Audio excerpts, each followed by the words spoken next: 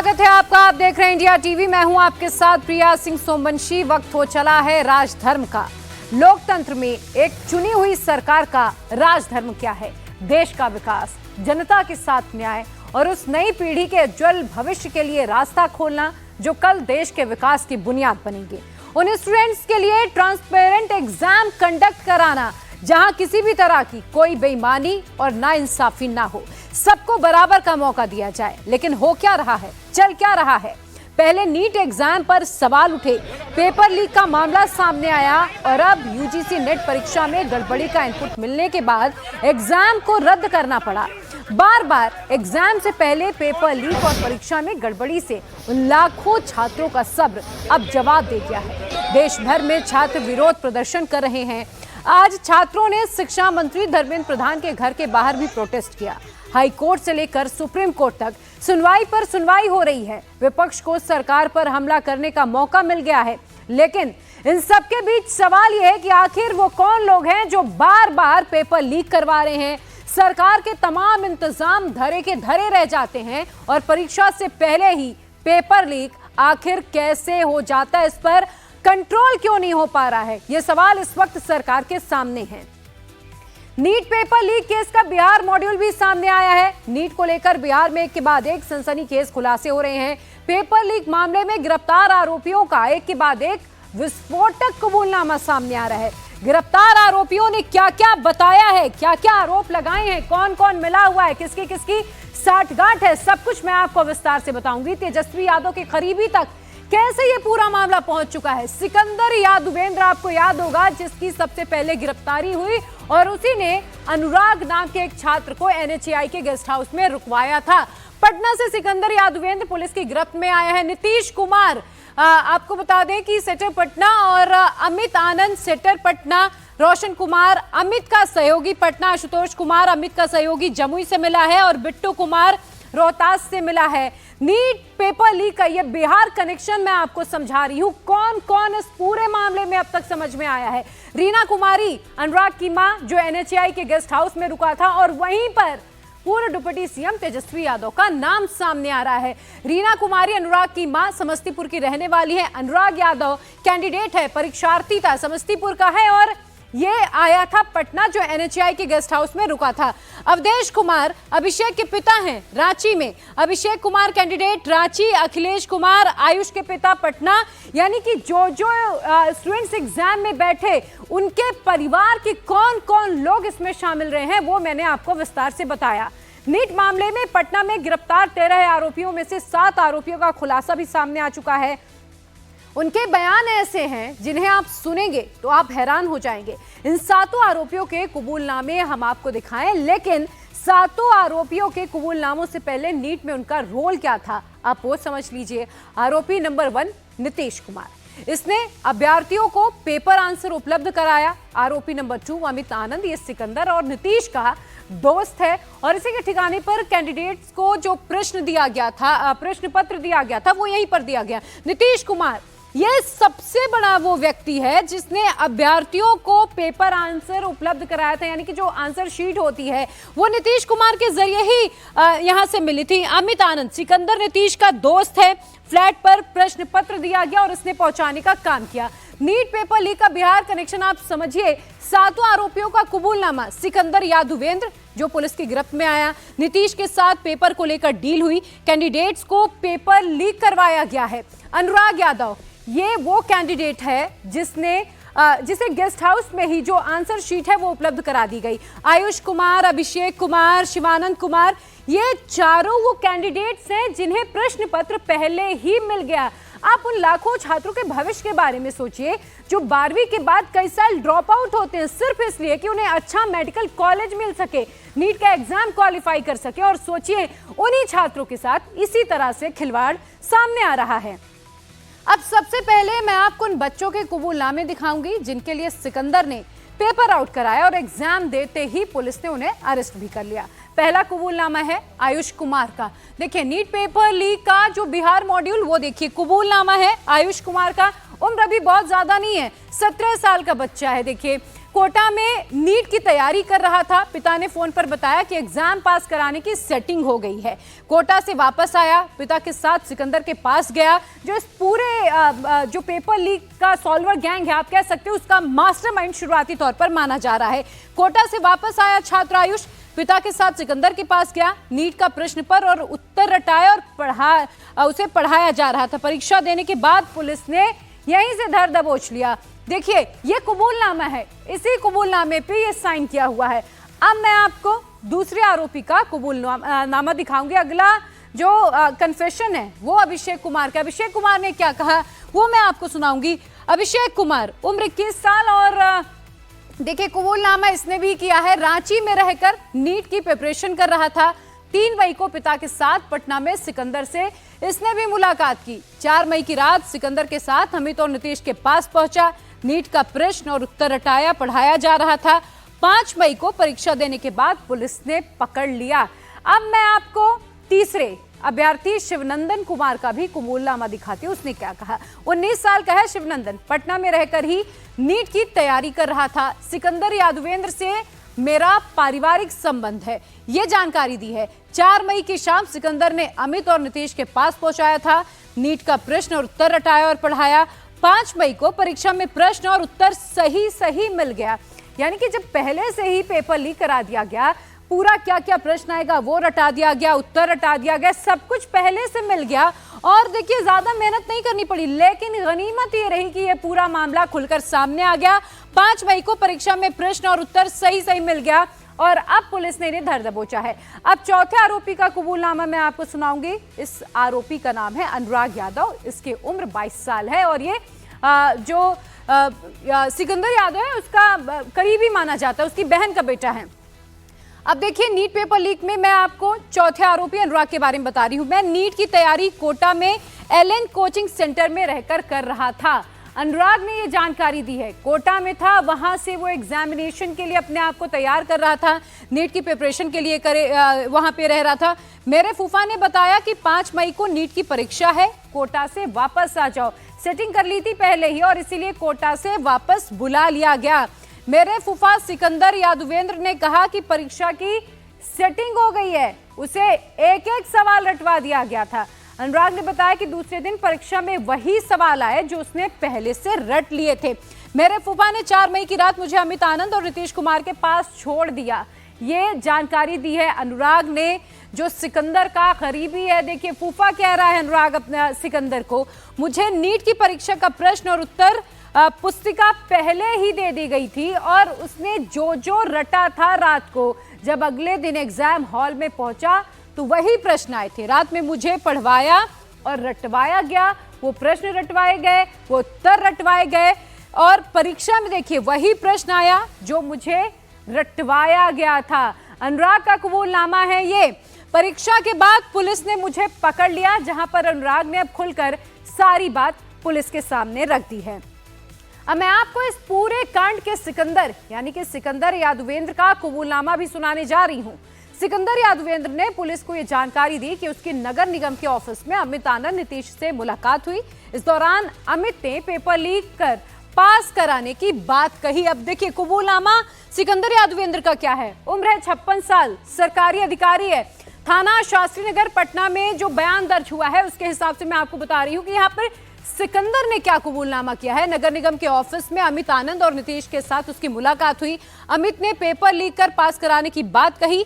30 से 32 लाख रुपए की डिमांड भी की गई। सोचिए कितना बड़ा इन्होंने रकम भी लोगों से ऐंठा है। 4 मई की रात को आंसर रटवाने का इन्होंने प्लान बनाया। आयुष के पिता अखिलेश कुमार ने बच्चों को पहुंचाया। नीतीश ने बच्चों को प्ले स्कूल के अंदर आंसर्स रटवाए, जो अगले दिन एग्जाम में पूछे जाने थे। वो प्रश्न, वो आंसर्स पहले ही उन लोगों को रटवा दिया गया था जिनकी पहले से सेटिंग हो गई थी। अब आप ये जान लीजिए कि ये सिकंदर कौन है, उसका कितना जलवा है। सिकंदर की वजह से जांच की आंच तेजस्वी यादव तक कैसे पहुंच गई, उनके करीबियों तक कैसे पहुंच गई, ये भी आपको बताएंगे। लेकिन पहले आप अगले आरोपी अमित आनंद का कबूलनामा सुन लीजिए। अमित आनंद ने पुलिस के सामने बयान दिया है और सिकंदर को अपना दोस्त बताया। अमित आनंद ने कहा कि सिकंदर के साथ ही नीतीश से भी मेरी मुलाकात हुई। 30 से 32 लाख में नीतीश ने पेपर लीक की बात की थी और अब सिकंदर की निशानदेही पर ही वो भी पकड़ा गया है। और अब आप 7वें आरोपी का भी कबूलनामा जान लीजिए, वो आरोपी जिसने पेपर लीक किया। इस आरोपी का नाम है नीतीश कुमार। जो बात अमित आनंद ने पुलिस के सामने बताई, सेम वही बयान नीतीश ने भी दिया है।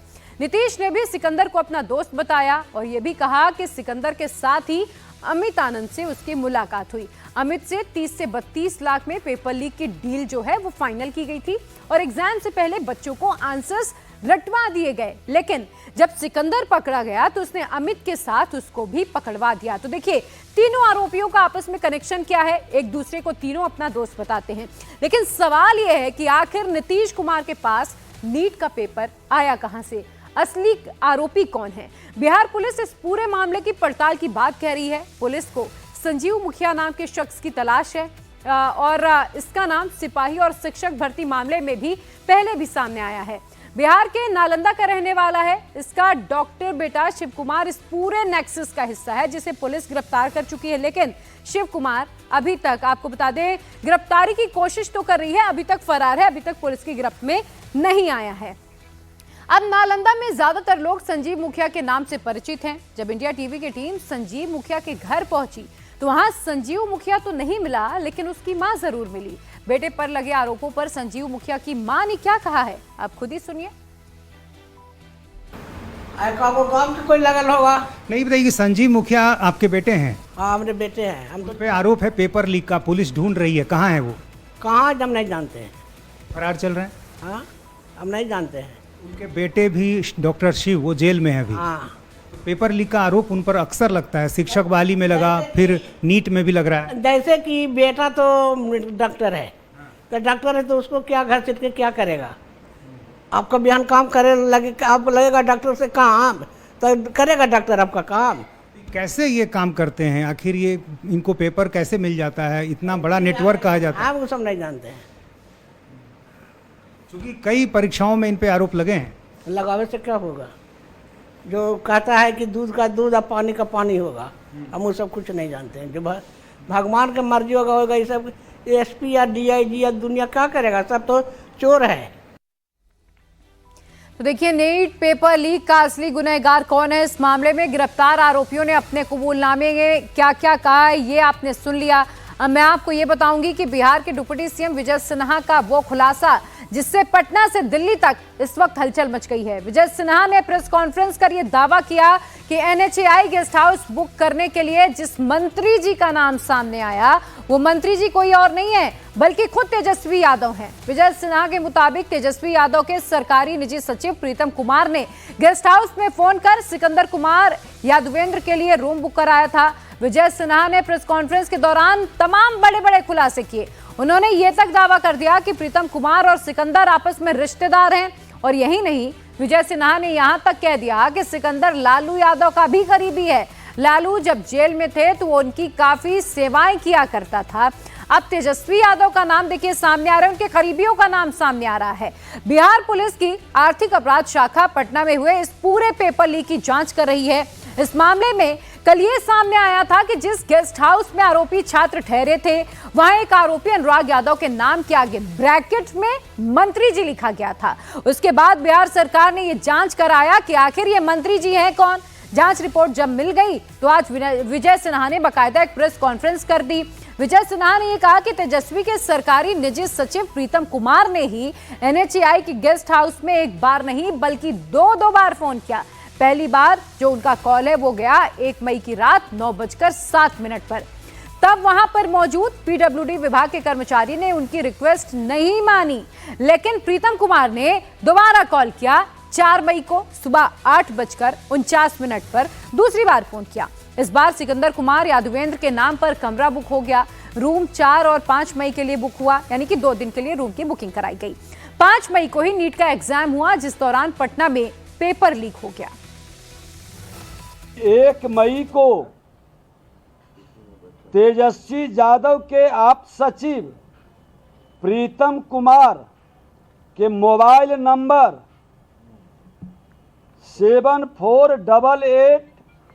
061-813 से रात्रि 9:07 में पथ निर्माण विभाग में कार्यरत प्रदीप कुमार के मोबाइल नंबर 9430469924 पर NHI गेस्ट हाउस में सिकंदर कुमार जादवेंदु के लिए कमरे की बुकिंग कराने के लिए फोन आया था। उस दिन प्रदीप कुमार इस पर कोई संज्ञान नहीं लिया। फिर 4 मई को सुबह 8:49 में प्रीतम कुमार के मोबाइल नंबर 7488 4 मई को कितने बजे? 4 मई को सुबह 8:49 बजे प्रीतम कुमार के मोबाइल नंबर 7488061813 वही नंबर से प्रदीप कुमार के मोबाइल पर कॉल कर सिकंदर कुमार जादवेंदु के लिए कमरे के बुकिंग के लिए स्मारित किया गया। इस बार पथ निर्माण विभाग में कार्यरत प्रदीप कुमार द्वारा NHI के गेस्ट हाउस में सिकंदर कुमार के नाम से बुकिंग के लिए पदस्थापित कनीय अभियंता को व्हाट्सएप पर मैसेज भेज दिया।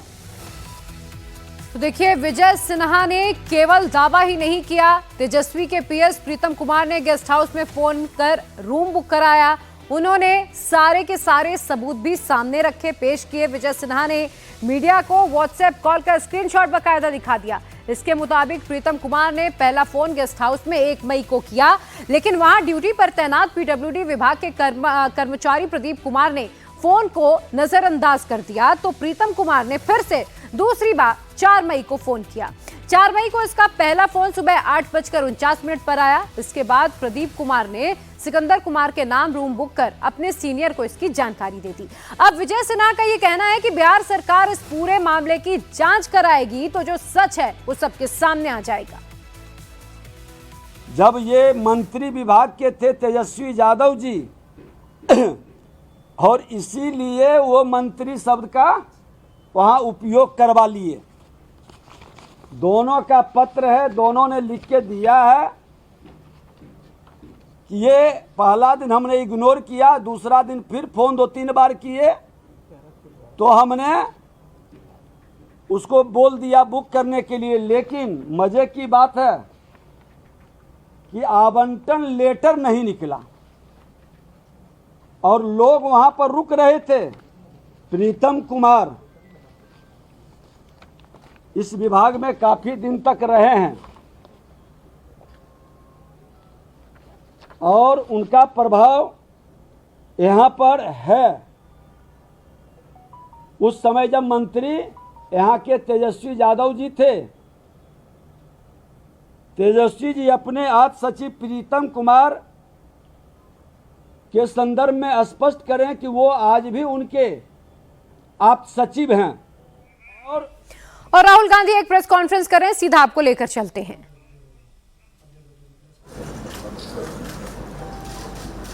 भारत छोड़ो न्याय यात्रा में मणिपुर से हम महाराष्ट्र गए और रास्ते में हजारों युवाओं ने कंप्लेन की थी कि हिंदुस्तान में नॉन स्टॉप पेपर लीक होते हैं। और आज आप सबको मालूम है कि NEET paper and UGC NET के जो पेपर्स हैं वो लीक हुए हैं और एक कैंसिल भी हुआ है। कहा जा रहा था कि नरेंद्र मोदी जी ने यूक्रेन की लड़ाई रोक दी थी। मतलब एक ऑर्डर देके जो रूस और यूक्रेन के बीच में लड़ाई चल रही थी उसको रोक दिया था, ब्रेक लगा दी थी। इजराइल और गाजा के बीच में जो लड़ाई चल रही थी उसको भी नरेंद्र मोदी जी ने रोक दिया था। मगर किसी ना किसी कारण जो हिंदुस्तान में पेपर लीक हो रहे हैं उसको नरेंद्र मोदी रोक नहीं पा रहे हैं या रोकना नहीं चाहते हैं। नुकसान स्टूडेंट्स का होता है। जो हिंदुस्तान के स्टूडेंट्स हैं, मैं जानता हूं कि आप इन एग्जाम्स के लिए महीनों सालों काम करते हो। ये आपका फ्यूचर है और आपके फ्यूचर से खिलवाड़ किया जा रहा है। मध्य प्रदेश में व्यापम हुआ और अब उस व्यापम को नरेंद्र मोदी जी और उनकी सरकार पूरे देश में फैलाने का काम कर रही है। मैं इंस्टीट्यूशनल कैप्चर की बात करता हूं, मीडिया की बात करी, अलग अलग हिंदुस्तान के जो संस्थाएं हैं उनकी बात की। यही एजुकेशन इंस्टीट्यूशंस में हो रहा है। पेपर लीक का कारण है कि सारे के सारे वाइस चांसलर्स, एजुकेशन सिस्टम को बीजेपी के लोगों ने, उनके पेरेंट ऑर्गेनाइजेशन ने कैप्चर कर रखा है। जब तक ये कैप्चर रिवर्स नहीं किया जाएगा तब तक पेपर लीक चलता जाएगा। इस कैप्चर को फैसिलिटेट नरेंद्र मोदी जी ने किया है और ये एक एंटी नेशनल एक्टिविटी है, क्योंकि ये देश का भविष्य है और इससे हिंदुस्तान के युवाओं को, स्टूडेंट्स को जबरदस्त चोट पड़ती है। इंक्वायरी चल रही है, एक को आपने कैंसिल कर दिया है, अब पता नहीं दूसरे को कैंसिल किया जाएगा या नहीं किया जाएगा, बट कोई ना कोई तो इसके लिए जिम्मेदार है और उनको एकदम पकड़ा जाना चाहिए और उन पे एक्शन लिया जाना चाहिए। आपके कोई सवाल हो? साथियों, मैं गुजारिश करूंगा सवाल आपके इसी विषय पर मंत्री। हाँ प्लीज। हाँ, sorry. So, when I went on my Bharat Jodo Yatra, the second one, throughout the route, students were telling me that paper leaks are endemic in India. They study, they work hard, honest students suffer, and students who want to cheat benefit. And this was repeated again and again and again and again. Now we are seeing an expansion of the idea of Vyapam across the country. BJP states have had to deal with this. Uttar Pradesh has had to deal with this. Madhya Pradesh has been a center of this. Gujarat has been a center of this. And now they have expanded this idea to the rest of the country. This is extremely damaging to students. And it's happening because all our institutions have been captured. Our vice chancellors are placed not based on merit, but because they belong to a particular organization. And this organization and the BJP have penetrated our education system and destroyed it. What was done by Mr. Narendra Modi to the economy with demonetization has now been done to the education system. Youngsters, I want you to know that the reason this is happening and the reason you're suffering is because an independent, objective education system has been demolished and it has been replaced by an education system that is captured by the BJP, captured by their parent organization. And until this capture is released, you are going to suffer. You're going to see cancellations of your exams. You're going to see paper leaks again and again and again. One paper has been cancelled. We don't know what is going to happen to NEET. But whatever happens, it should not be done in an arbitrary fashion. The rules that apply to one paper should apply to another paper. And it is very important that the people who are guilty here are brought to book and they are punished. Thank you.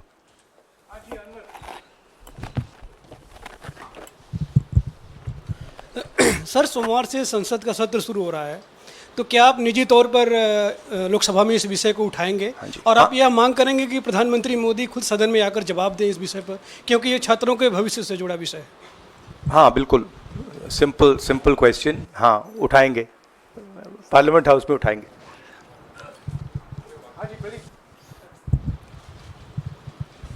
Thank you sir. Rahul ji मैं इधर हूँ। सवाल ये है कि जो education system इस वक्त है और जिस तरीके से जो पेपर लीक हुए, जिसका आरोप भी आपने लगाया और जो सामने भी आया है, रद्द भी हुआ है कल परीक्षा, लेकिन सबसे बड़ा सवाल ये है कि बदलाव क्या होने चाहिए, वो बदलाव जो इससे परीक्षा लीक रुके, वो क्या आपके पास फार्मूला? हमारे मैनिफेस्टो में हमने लिखा था, देखिए 2-3 चीज़ें हैं। सबसे पहले जो शिक्षा का सिस्टम है उसको एक संगठन ने कैप्चर कर रखा है, अपने लोगों को हर पोस्ट पे यही डालते हैं। वाइस चांसलर्स की लिस्ट निकाल लीजिए, पता लग जाएगा। तो इसको रिवर्स करना होगा। दूसरी बात, मैनिफेस्टो में हमने साफ कहा कि पेपर लीक होने के बाद कार्रवाई करना एक बात है, बहुत जरूरी है, और स्ट्रिक्ट से स्ट्रिक्ट कार्रवाई होनी चाहिए, मगर हमने यह भी कहा था कि पेपर लीक होने से पहले जो सिस्टम्स हैं, जो यूनिवर्सिटी के एग्जाम्स के रूल्स हैं, सिस्टम्स हैं, इनको फिर से असेस करना पड़ेगा, इनको स्टडी कर रीडिजाइन करना पड़ेगा। ये दोनों काम हमने अपने मैनिफेस्टो में साफ लिखे हैं, और विपक्ष दबाव डालकर ये 2 काम सरकार से करवाने की कोशिश करेगा।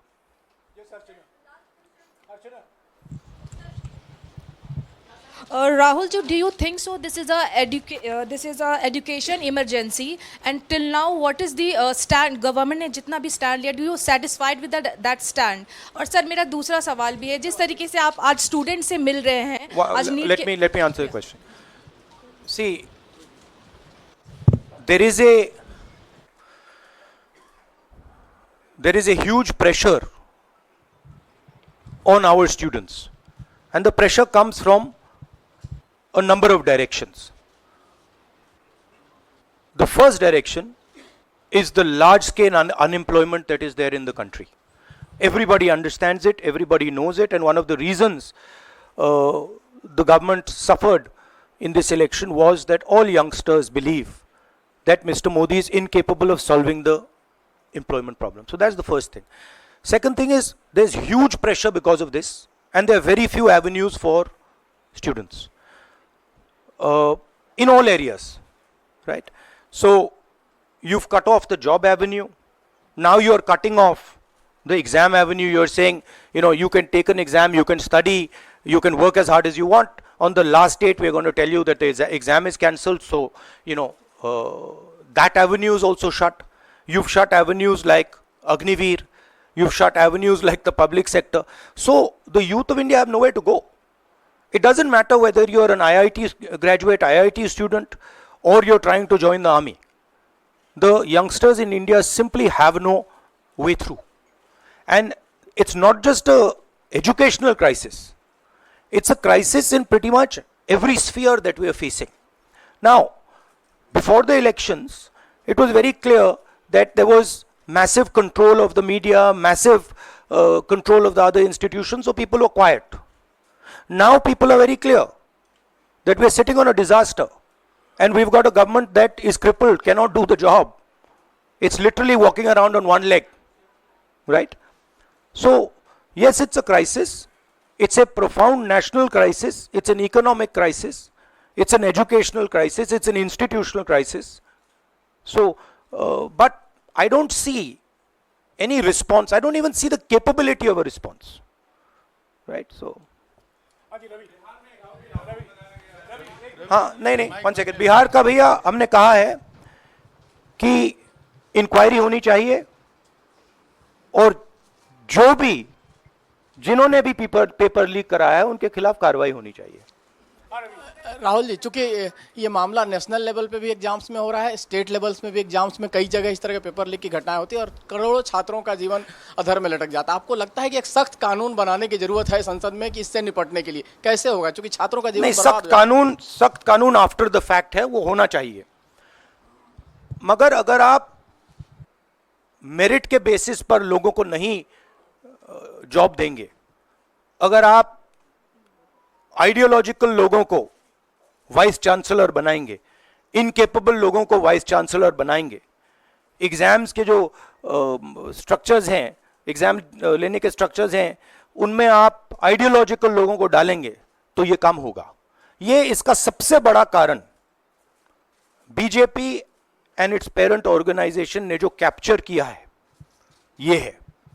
और अगर आप कल्प्रिट ढूंढना चाहते हैं तो मैं आपको बताता हूं, जिन लोगों ने हिंदुस्तान के इंस्टीट्यूशंस को डिस्ट्रॉय किया है, जो पहले ऑब्जेक्टिव हुआ करते थे, इम्पार्शल हुआ करते थे, वो आज इम्पार्शल नहीं है, ऑब्जेक्टिव नहीं है, आइडियोलॉजिकल बना दिए गए हैं और मीडियोकर लोगों को इन इंस्टीट्यूशंस में बैठा दिया गया है। इसका मेन कारण यह है, और इसका आप एपिसेंटर देखिए, पूरा देश जानता है, युवाओं आप सब जानते हो कि इसका पहले एपिसेंटर मध्य प्रदेश हुआ करता था, वहां पे 40-50 लोगों की हत्या हुई थी, ये तब शुरू हुआ था।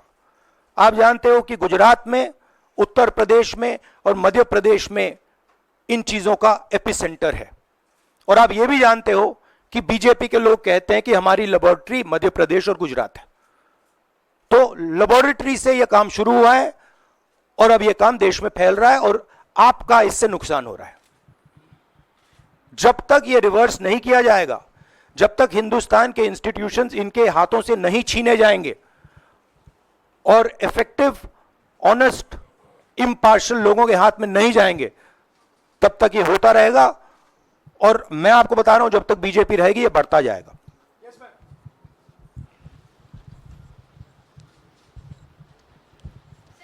सर एनटीए के अंदर सारे एग्ज़ाम्स आने लग गए हैं, नीट भी, नेट भी, और इवन कॉलेज एडमिशन्स भी उसी पे हो रहे हैं। तो आपको लग रहा है ट्रांसपेरेंसी कहीं ना कहीं वहीं ख़त्म हो जा रही है, क्योंकि वो एक एजेंसी जो है वही सारा कंडक्ट करा रही है। तो आपने पार्लियामेंट में इस मुद्दे को उठाने को सोचा है कि एनटीए को कहीं ख़त्म करने की ज़रूरत है या बदलाव करने की ज़रूरत है? नहीं, देखिए, अगर हिंदुस्तान में बहुत सारे ऑनेस्ट लोग हैं, बहुत सारे ऑब्जेक्टिव लोग हैं, अगर ऑब्जेक्टिव लोगों को, ऑनेस्ट लोगों को आप ये काम दोगे, पेपर लीक नहीं होगा। अगर आप मीडियोकर लोगों को राजनीतिक बेसिस पे, आइडियोलॉजिकल बेसिस पे चुन के करोगे तो ये काम होगा। और ये मैं कह रहा हूं, दोहराता जा रहा हूं कि हर हिंदुस्तान की हर संस्था को कैप्चर कर रखा है, लीगल सिस्टम को, ब्यूरोक्रेसी को, इंटेलिजेंस एजेंसीज को, इन्वेस्टिगेटिव एजेंसीज को, एजुकेशन सिस्टम को।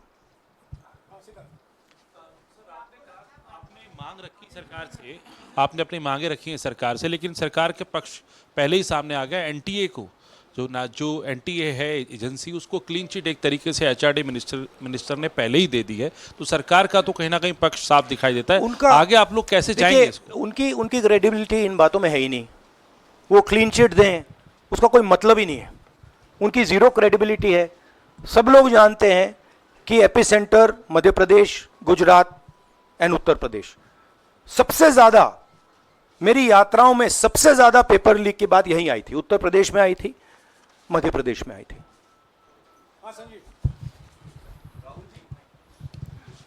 Rahul ji, NTA has conducted one test and which has been cancelled. The other is under doubt, and the court is looking into it.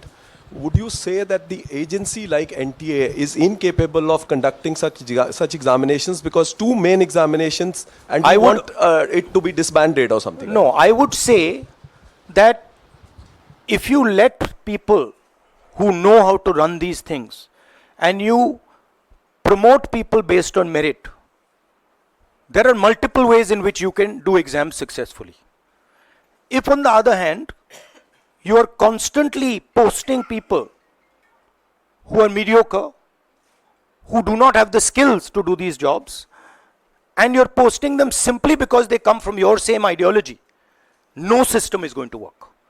You can change whatever system you want. If the people who are being put into that system are mediocre and being put in for the wrong reasons, it is never going to work. Sir, last question. Sir, NEET, specifically on NEET examination, there is of course investigation that is going on, but the scheduled counselling session is not been delayed. It is going to happen as per schedule. So do you think that this is a mere eyewash when it comes to the investigation, saying that investigation bhi ho rahi hai, but then they are not delaying the Look, they can eyewash whatever they want, but they are going to get such pressure from the opposition that they're going to think twice about whatever they're doing. Because we are not going to allow this type of activity to be done as far as our students are concerned. Our students sit there, they work, they spend months, they dream about these exams for years, they spend huge amount of money. So the opposition is simply not going to allow any of this eyewash that is taking place. We will make sure that we put so much pressure on them that this issue is resolved. Okay, Jailendra, last question. Sir, Jailendra, जल्दी. तो राहुल जी एक बड़ा दिलचस्प इस मामले में देखने को मिला है. तो इसी विषय पर इस मामले में एक अजीब स्थिति है कि जो आरोपी हैं पटना में वो स्वीकार कर रहे हैं कि उनको पेपर पहले मिल गया था, यानी सीधे सीधे पेपर लीक का केस है और सरकार की तरफ से पहले तो क्लीन चिट दे दी गई, पेपर लीक से इनकार कर दिया गया और अब बिल्कुल रेडियो साइलेंस है। नेट कैंसिल हो गया, नीट पर अभी भी स्थिति साफ नहीं है। तो ये जो स्थिति है, आरोपी कह रहे हैं पेपर लीक हुआ, मंत्री कह रहे हैं नहीं हुआ, इस पर आप क्या सोचते हैं? और नो कॉन्फिडेंस मोशन पार्लियामेंट में आप लोग लाने की कोशिश करेंगे? Silence is because Prime Minister is crippled. Right now, Prime Minister's main agenda is the Speaker. So he's not bothered about NEET, he's not bothered about all these things. He's bothered about कि भैया मेरी सरकार निकल जाए यहाँ से और मेरा speaker बन जाए. Right? That is where he is right now. That's where his mind is. Right? So essentially the main thing is that we have a government now, right, and a Prime Minister now who will find it very difficult to function. The Prime Minister, if I might say so, is psychologically broken. He has collapsed, psychologically collapsed. And he will struggle, knowing his personality, he will struggle to run a government like this. Because his entire sense of running a government, the idea of running a government, Mr. Modi's idea is to generate fear in people, to frighten people, to make people not speak. You're aware of that. Now what has happened is people are not scared of him. And you saw the other day, I think somebody in Varanasi itself threw a chappal on his car. Right? So it's very clear. The basic concept of Modi has been destroyed in this election. If we were faced with if right now you had a Vajpayee ji or a Manmohan Singh ji, they might be able to survive what they are faced with. Because there is humility, there is conciliation, there is respect. But Narendra Modi does not believe in any of these things. Narendra Modi believes my way or the highway. And now suddenly is found that earlier there were Congress people who were not scared of him. Now nobody in the country is scared of him. Right? So psychologically it's almost a fatal blow for the Prime Minister. And he's going to really struggle. And of course, now we have a stronger opposition. So it's going to be interesting and quite a lot of fun. Thank you. तो राहुल गांधी को आप सुन रहे थे, उन्होंने BJP को paper leak के मामले में जमकर घेरा है। नीट का पेपर लीक हुआ है, राहुल गांधी ने ये कहा। उन्होंने ये भी आरोप लगाया कि बीजेपी ने पूरे एजुकेशन सिस्टम को ही कैप्चर कर लिया है। प्रधानमंत्री नरेंद्र मोदी इस बारे में चिंतित ही नहीं है, लाखों छात्रों के भविष्य का सवाल है।